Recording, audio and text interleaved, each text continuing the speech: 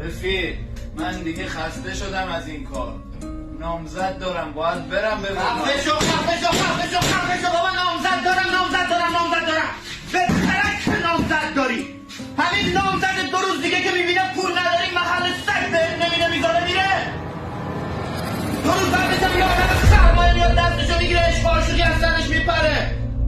بهت پول میدم بنز و بیرده یارو ببینه و از لب و نوچش سرازیر میشه همه چی رو فراموش میکنه. نامزد دارم. خفه شو بابا.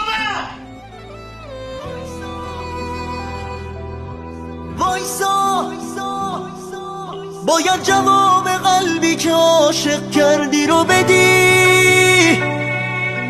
وایسا هنوز یه چیزایی مونده که باید به من بگی.